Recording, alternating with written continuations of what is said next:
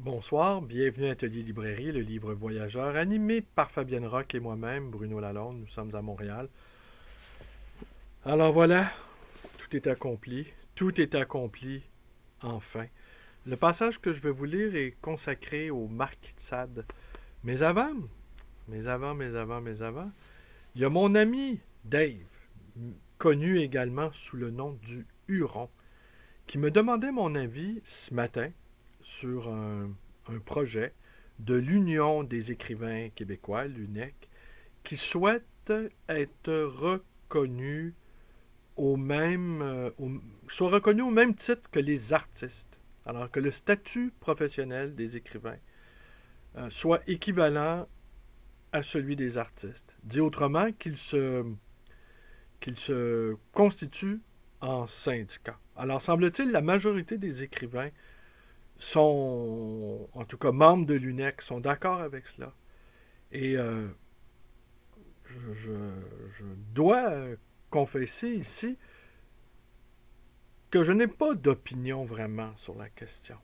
Bon, je n'ai pas d'opinion sur la question, mais il y a quelque chose qui m'a dérangé d'emblée, que les écrivains doivent être considérés comme des artistes. Alors, mon interrogation portait quasiment davantage sur non pas le statut, mais la dénomination. Est-ce qu'un écrivain, c'est un artiste? Alors, première interrogation. Deuxième interrogation. Qu'est-ce qu'un écrivain? Qui est écrivain? La réponse la plus courte et la plus simple consisterait à répondre, un écrivain, c'est quelqu'un qui a un livre dans un livre publié dans des librairies ou qui sont déposés en bibliothèque, aux archives nationales ou à la Bibliothèque nationale. Voilà. Qu'on puisse retrouver son ouvrage dans une bibliothèque. À partir de là, la question est réglée. On est un écrivain. Mais avec la révolution numérique qui est en cours, avec cette apparition aussi d'un nouveau type d'écrivain, que Gilles Bonnet qualifiait d'écran 20, tous ces gens qui écrivent sur les diverses plateformes, sans nécessairement tirer profit monétaire de cela, mais qui font un travail quand même d'écriture et qui font un travail sur le langage. Alors évidemment, la mutation qui est en cours, François Bon d'ailleurs a écrit un livre sur l'évolution de l'objet physique, dans son rapport du codex euh, au blog, euh, dans son ouvrage Après le livre. Alors, qu'est-ce qu'un écrivain? Alors, pour ma part, cette réponse-là, courte, c'est quelqu'un qui a un livre à quelque part, peut sembler courte et sujette à caution, sujette à réinterprétation. Je vais, je ne vais pas répondre à cette question-là, mais instinctivement, sans trop réfléchir, je dirais que non. Et si, en plus, il y a une longue lignée d'écrivains refusé de, qui ont refusé le jeu littéraire, alors d'être enrôlés de force dans un syndicat, quand l'écrivain peut être un loup solitaire, un franc-tireur, un renégat, un, quelqu'un qui tourne le dos volontairement à la société, à ses usages. Alors d'imaginer vous me direz, il ne serait pas obligé, mais c'est ça aussi, est-ce qu'il serait obligé d'être... D'abord, on n'est pas obligé, on peut publier des livres et on n'est pas obligé de faire partie de l'UNEC, de l'Union des écrivains québécois. Pas obligé.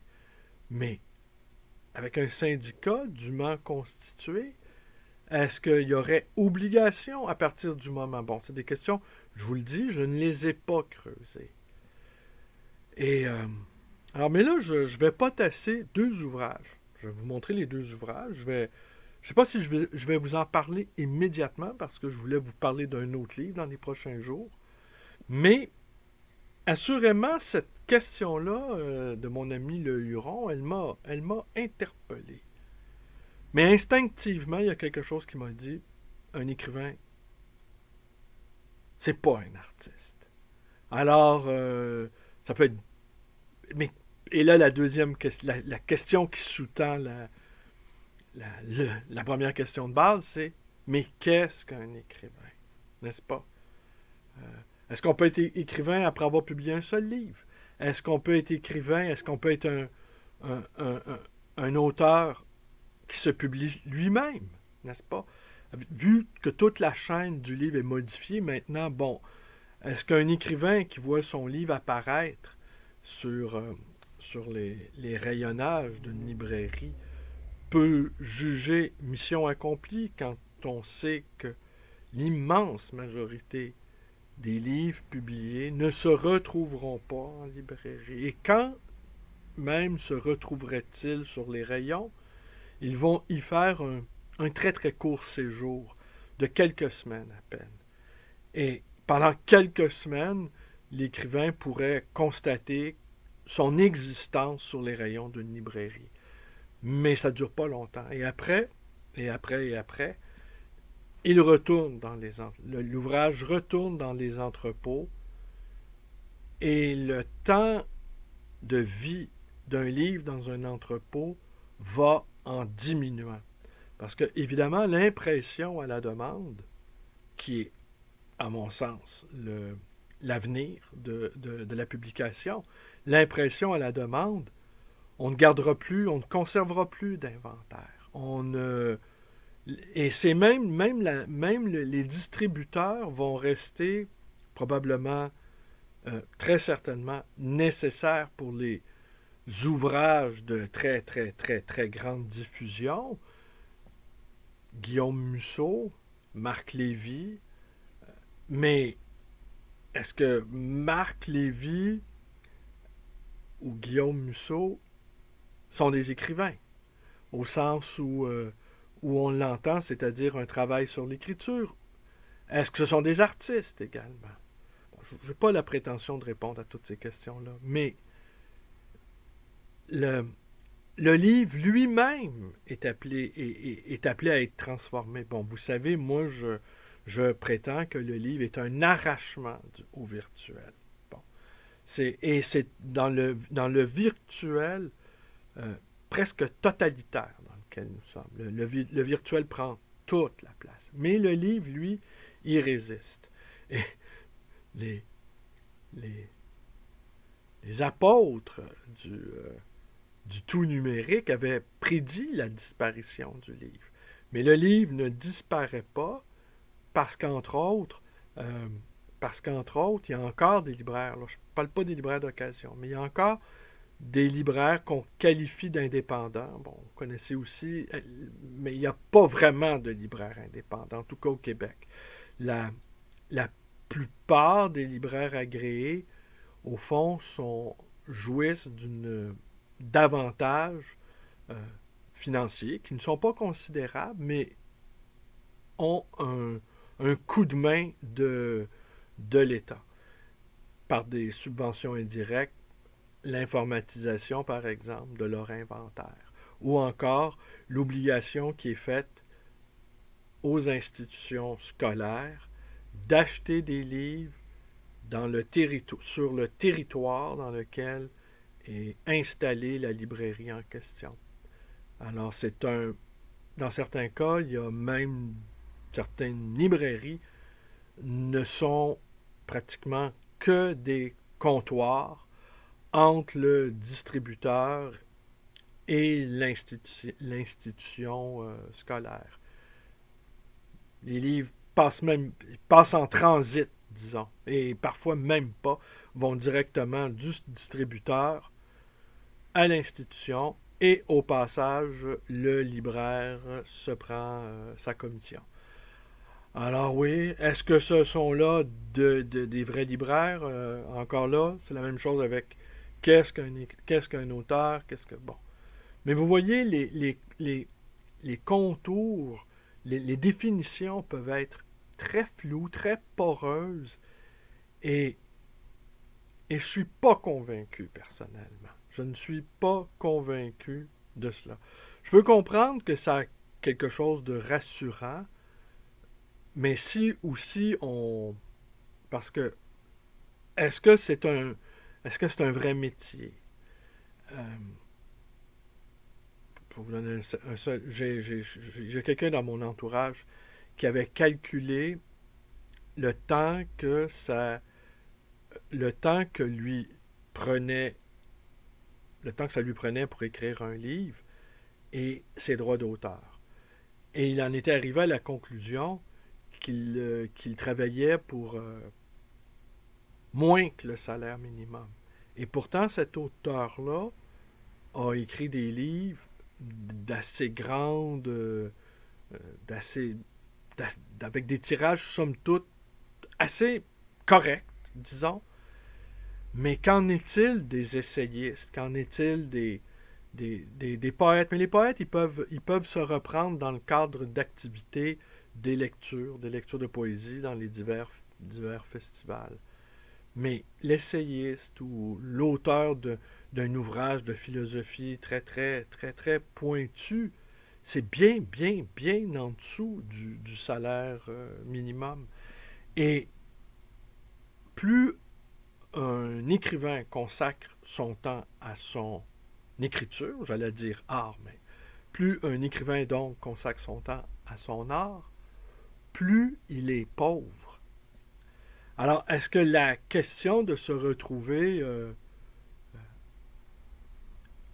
avec un statut reconnu d'artiste va changer quelque chose, et quant à la nature de son travail, et quant à la protection sociale dont il pourrait jouir? N'ayant pas creusé toutes ces questions-là, je ne saurais trop y répondre. Mais, et même dans certains cas, parce qu'on peut rajouter un autre élément, la face occulte de l'édition, je dirais. Il y a beaucoup plusieurs auteurs sont même prêts à payer pour être publiés dans certaines maisons d'édition. La pratique est plus courante qu'on veut bien l'admettre. Je ne la juge pas d'aucune façon, mais le désir d'écriture, qui est pas exactement la même chose que le désir de reconnaissance, du désir de reconnaissance qui est lié au statut de l'écrivain, ce sont là deux choses très différentes. Alors, si on analyse même qu'il y a des gens qui sont même prêts à payer pour être reconnus comme écrivains, alors là, on entre encore là dans une autre dimension. C'est la même chose avec les publications universitaires. Bien souvent, certains chercheurs sont obligés de payer de leur poche pour voir leurs ouvrages publiés dans une maison d'édition normée. Et si ce n'est pas de leur poche, ils sont obligés par toutes sortes de programmes d'aller chercher des subventions. Alors, est-ce que les chercheurs universitaires, qui parfois sont des profs titulaires, vont être reconnus également, auront également un statut semblable à celui des artistes? Je comprends que certains philosophes, certains écrivains ont l'air de véritables artistes de variété, mais est-ce que c'est pas là? À mon avis, ça pose plus de problèmes. Et tous ceux qui vont refuser aussi, parce qu'une fois que tout ça sera connu, c'est comme la Guilde des musiciens, qui est une institution américaine, une sorte presque de syndicat du crime, je dirais. Eh bien, la Guilde des musiciens, les musiciens sont obligés de payer des cotisations. C'est très compliqué pour jouer dans des salles indépendantes. Bon, présentement, c'est pas le cas. Mais la Guilde des musiciens, ou encore la SOCAN, qui est qui est l'organisme chargé de d'aller chercher les droits d'auteur. Tout ça est assez... bon, je comprends qu'il y a une question contractuelle. Ce que voudrait faire l'UNEC, c'est de pouvoir être capable, on va dire, d'établir un rapport de force avec les éditeurs. Mais le rapport de force, parce que si on admet aussi que les écrivains sont des travailleurs autonomes, le rapport de force, et qu'on pourrait comparer, disons, à des athlètes professionnels, le rapport de force ne joue finalement que pour ceux qui ont des tirages importants. Tandis que les autres un ouvrage au Québec, en tout cas, se vend autour de 300 exemplaires, si on fait la moyenne générale. Et la plupart du temps, ça ne dépasse pas le 300 exemplaires. C'est moins que ça. Il y a quelques années, dans mes contacts sur ma plateforme Facebook, un poète reconnu depuis très, très, très longtemps faisait part du résultat de vente de son dernier recueil. 6 exemplaires, ou 5 exemplaires, 5 ou 6 en tout cas. Hein. C'est pas grave si je me trompe d'un chiffre, là. 5 ou 6 exemplaires vendus, et quelqu'un disait sur la page, en commentaire, sur la page de ce poète, ah, j'ai emprunté ton dernier recueil. Désolé. Alors, on aurait vendu 7 peut-être. Alors, passer des mois à peaufiner un texte, à y réfléchir, à se laisser envahir par cela, c'est aussi la tâche des poètes que d'être traversés par le langage. Ça, les poètes, on ne peut pas leur demander, on ne peut pas ne pas leur demander d'être inspirés. C'est la condition première du poète, c'est d'être inspiré, c'est d'être traversé par le langage. Mais être traversé par le langage, ça peut vouloir dire une disposition d'esprit, une vacance. Ça peut vouloir dire passer de longues heures à simplement réfléchir sur un mot, sur une phrase, se laisser happer par la lumière du jour ou simplement dériver à travers les rues de la ville en quête de l'image qui va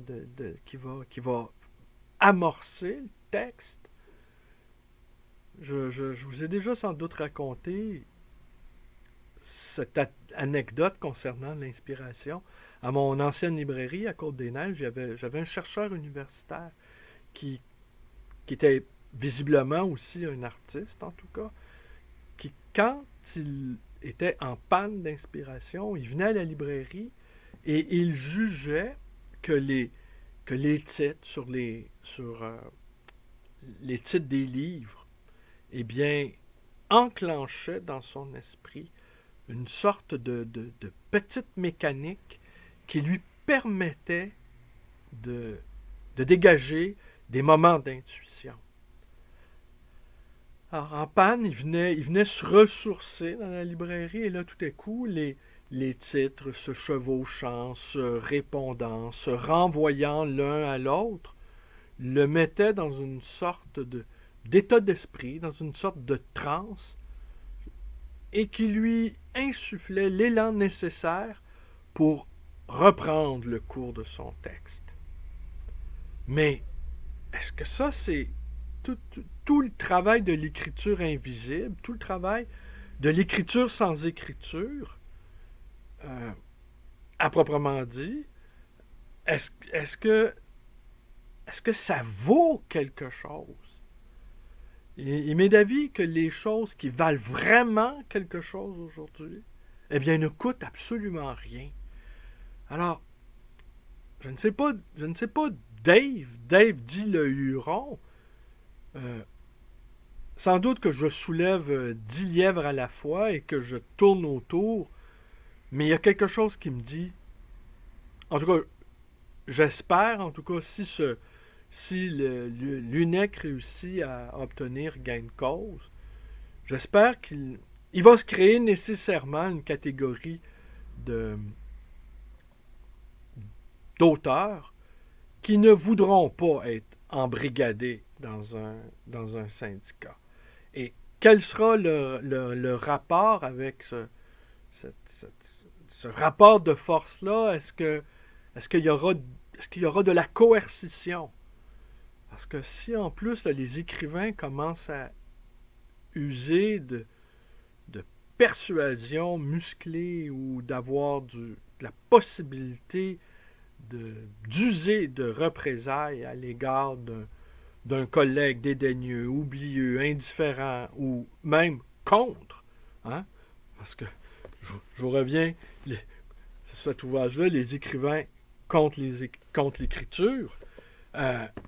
Et que dire aussi de l'écrivain qui refuse d'être publié? Est-ce qu'on peut dire que quelqu'un qui refuse d'être publié, c'est un écrivain? Bon. Est-ce que je vous lis un passage où je vous fais encore le coup?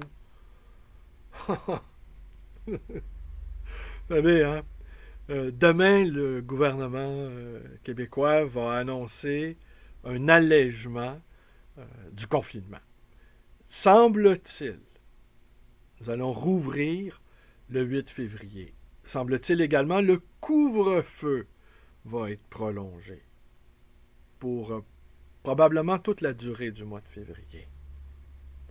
Mais ce que j'ai entendu à la radio de divers commentateurs politiques, en fait, la majorité et une bonne partie des scientifiques qui ont la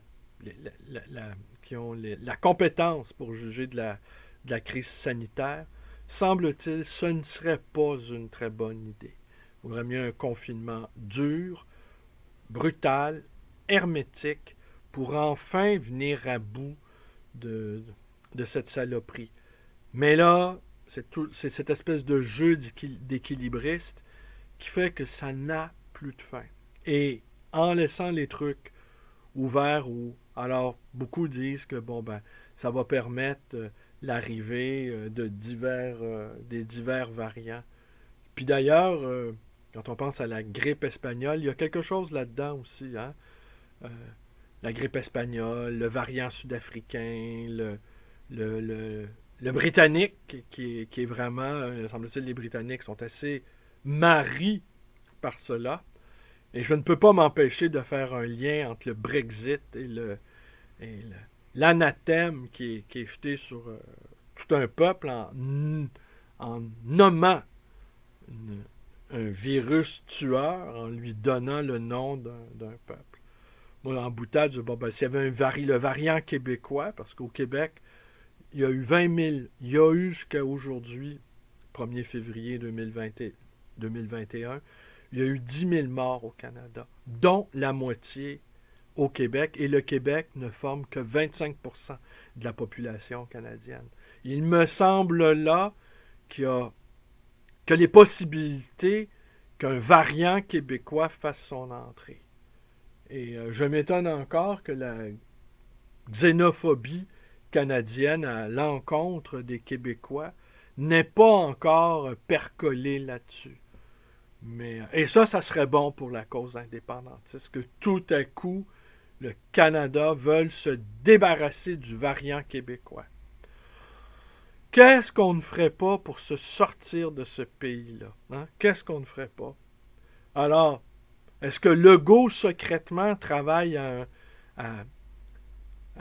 ce que le variant québécois finalement apparaisse en allégeant les mesures de confinement? Est-ce que c'est un plan secret qu'il a concocté dans son sous-sol? C'est une plaisanterie, c'est du second degré, faut mettre ça en italique. Bon, vous avez compris que je plaisantais.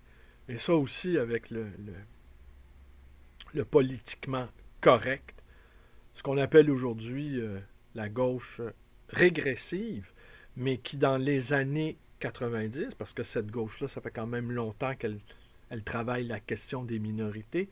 On appelait ça dans les années 90 la gauche culturelle. Alors, maintenant, c'est la gauche régressive. C'est un peu plus, c'est un peu plus dur et c'est un peu moins sympathique. Mais bon.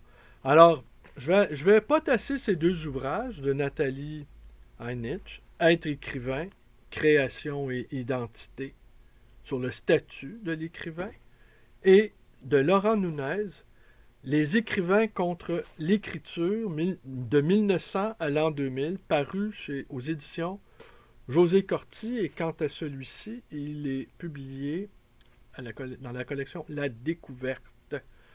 Alors, et les deux, Heinich, elle est sociologue et elle est chercheure au CNRS. Et Laurent Nunez, et lui, on n'en sait pas davantage sur lui. Sur la 4e de couverture, on dit seulement qu'il a écrit un premier roman. Alors demain, voilà, je remets encore à demain. Demain, je vais vous lire le passage consacré à Sade.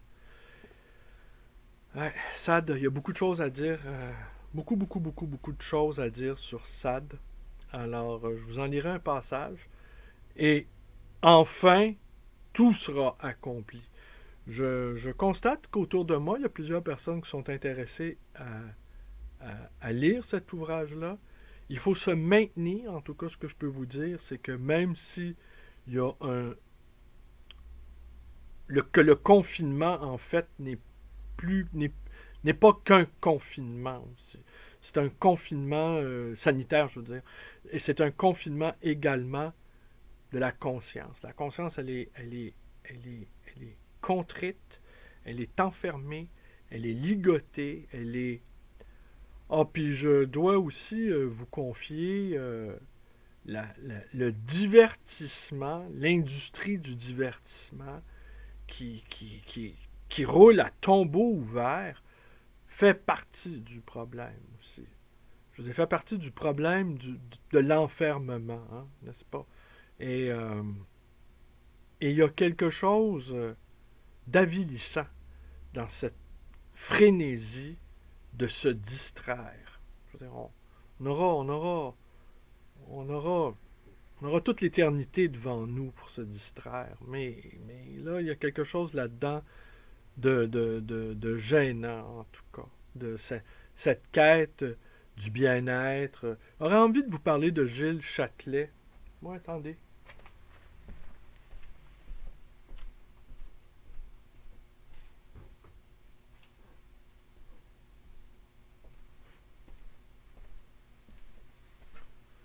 Ouais. Vivre et penser comme des porcs. Ouais. Et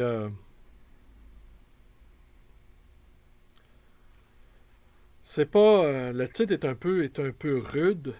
C'est un livre très important qui... très caustique, très écrit dans une langue vive, piquante, acérée, qui fait mouche.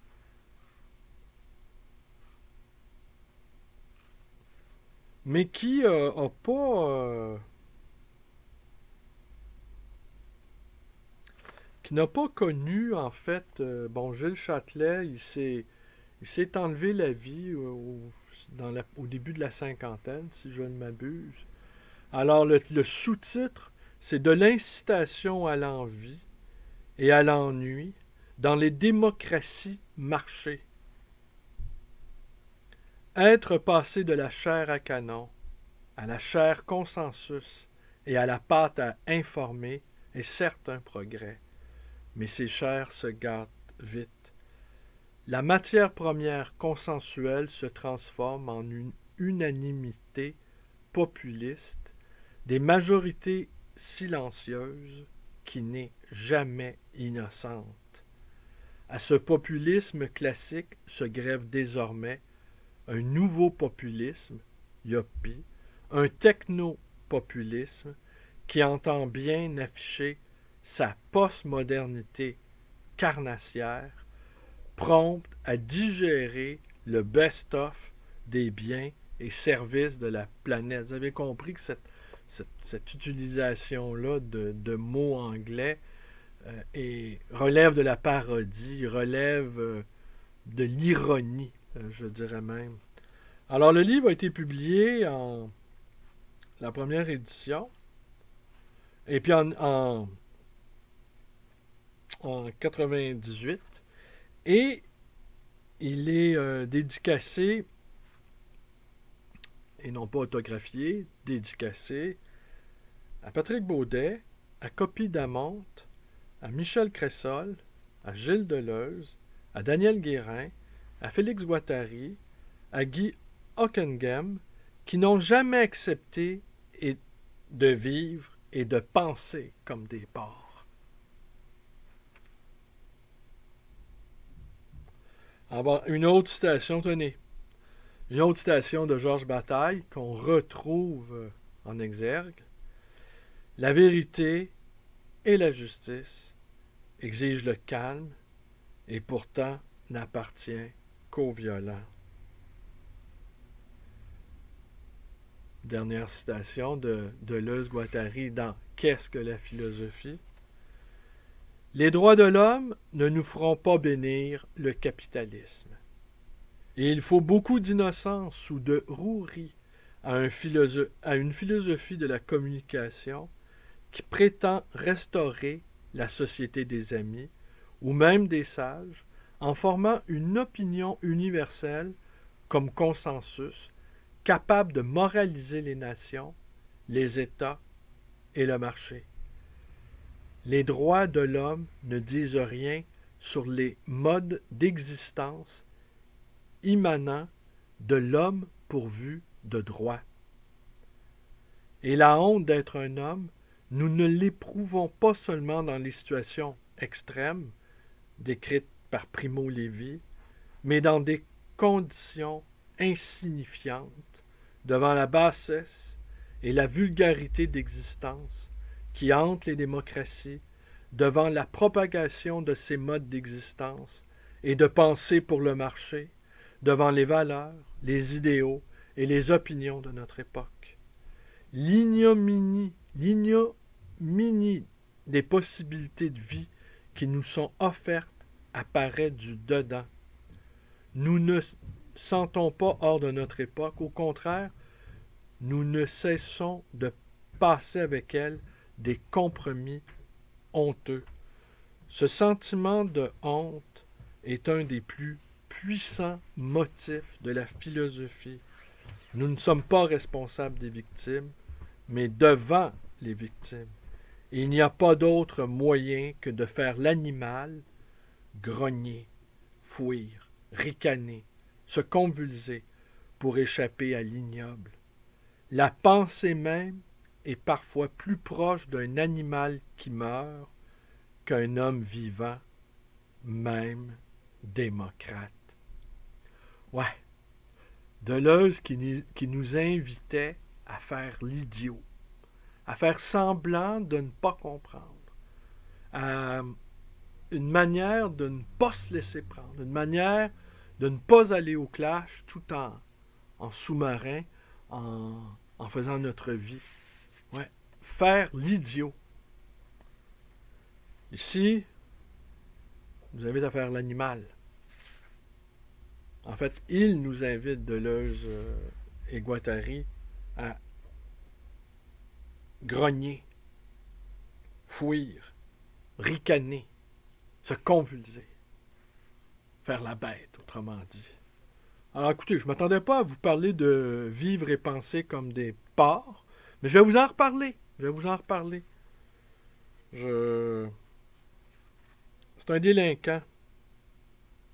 C'était un délinquant, Gilles Châtelet. Mais voilà.